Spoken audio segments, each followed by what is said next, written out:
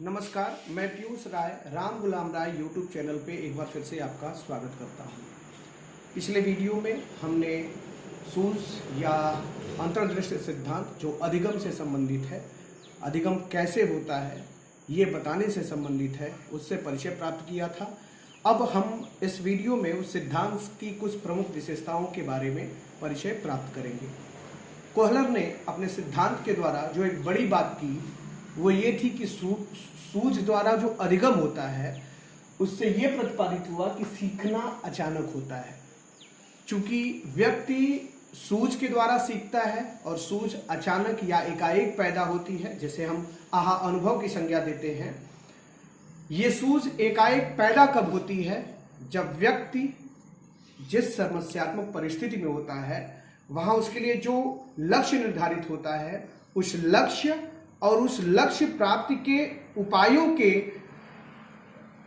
बीच जो संबंध है उसको प्रत्यक्षीकरण के द्वारा जब अधिगम करता जान जाता है, समझ जाता है, तो उसमें सूझ की उत्पत्ति होती है। अर्थात लक्ष्य एवं लक्ष्य प्राप्ति के उपायों के प्रत्यक्षात्मक संबंधों को जो ही व्यक्ति समझ जाता है वह समस्या का समाधान कर लेता है और उसमें वो सूझ उत्पन्न हो जाती है। तो इस प्रकार ये हम कह सकते हैं कि जो सूझ उत्पन्न होती है वो एकाएक होती है। इस प्रकार सीखने की प्रक्रिया भी अचानक होती है, ऐसा कोपका एवं कोहलर का मानना था। अब आते हैं दूसरे बिंदु पे। दूसरा बिंदु इस सिद्धांत के द्वारा अधिगम को निरीक्षणात्मक प्रणाली पे आधारित बताता है।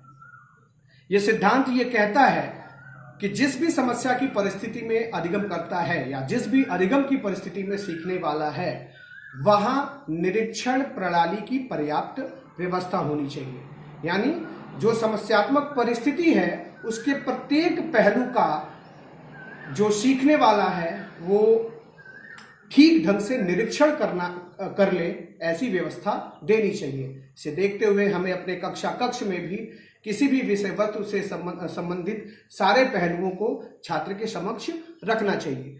यदि उस अधिगम परिस्थिति या समस्यात्मक परिस्थिति का कोई भी अंश, कोई भी भाग सीखने वाले से छिपा रहता है तो ऐसी स्थिति में उसमें सूझ की उत्पत्ति मुश्किल होगी। क्यों? क्योंकि वो विभिन्न पहलुओं के बीच जो प्रत्यक्षात्मक संबंध है जिसको वो नए सिरे से जोड़ने की कोशिश करेगा वो नहीं जुड़ पाएंगे।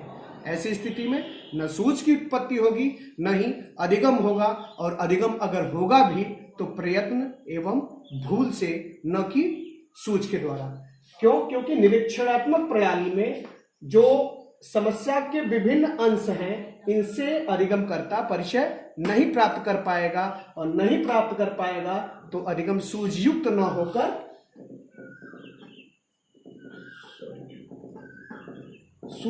होकर प्रयत्न एवं भूल पर आधारित होगा।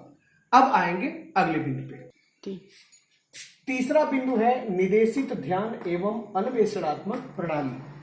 कोहलर ये मानते हैं कि व्यक्ति जब समस्या की परिस्थिति में होता है तो उसका ध्यान समस्या की जो परिस्थिति है उसके अनेक हिस्से हैं उनकी तरफ निर्देशित होता है।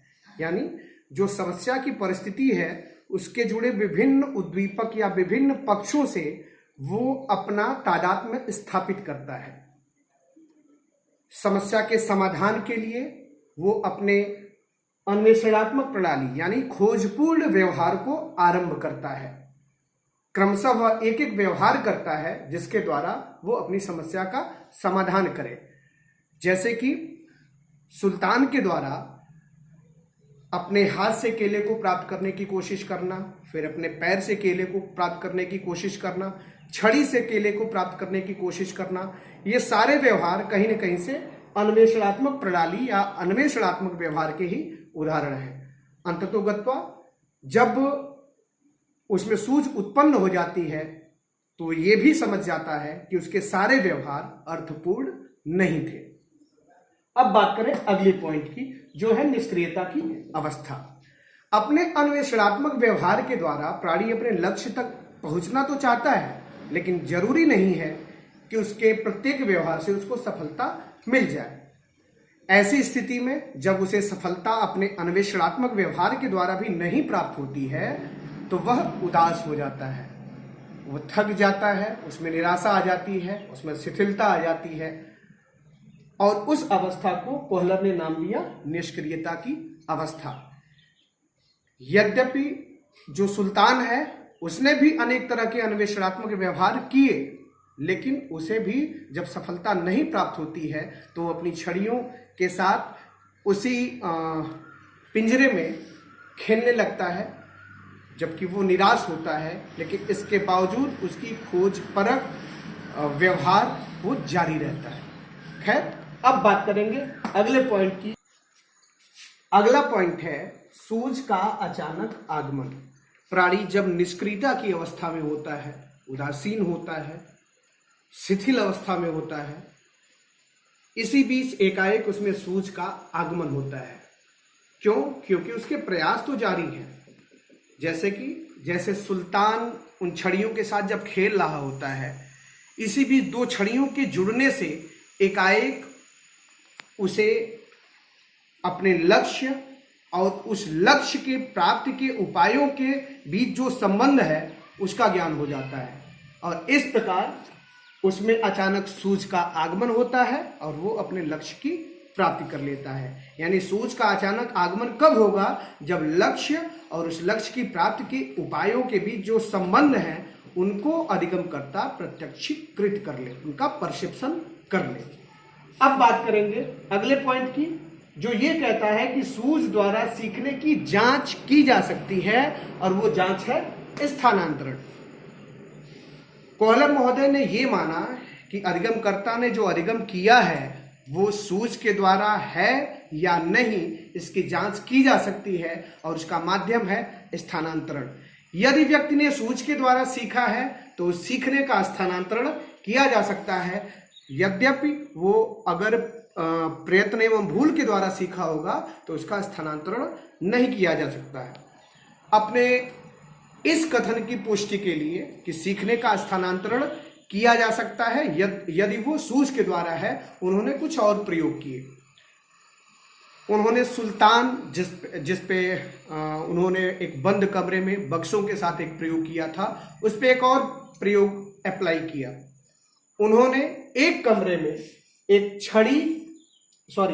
टेबल और एक सीढ़ी, और सीढ़ी और टेबल के साथ साथ कमरे में लटका हुआ, उसकी छत से लटका हुआ केला भी टांग रखा था।